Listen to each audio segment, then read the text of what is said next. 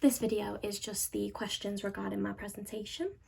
So the single most valuable research source that I used was definitely newspaper articles, because not only did it encapsulate different opinions from people of different genders, different race, different social status,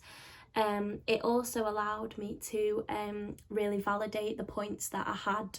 that I was thinking about already, because after rewatching the film, the 1959 version and then the 2014 remake version, Maleficent,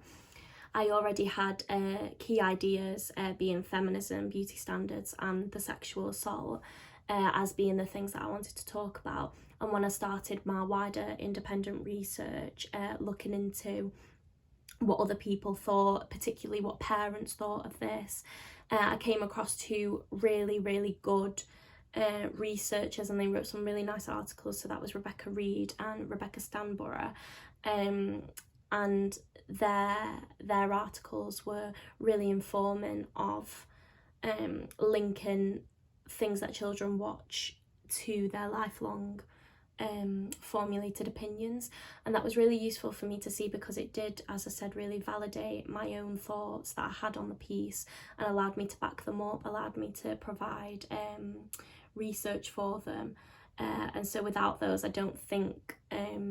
my presentation would have had as much strength in that sense. It really did help me to develop ideas further. And then the most important issue that I raised was definitely the sexual assault inclusion in the film, because we are validating that sexual assault, and we are showing to young men that it is okay to unconsensually physically touch somebody, whether that be unconscious or whether that be you know,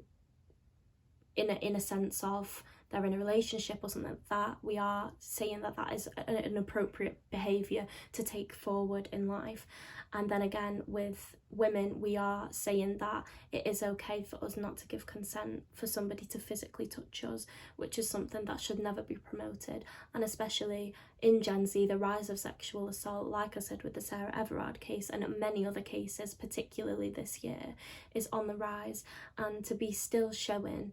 children things of this nature is just saying that we're validating and we are accepting this behaviour, which is not okay and definitely needs to be changed, as that is not acceptable for a modern day audience.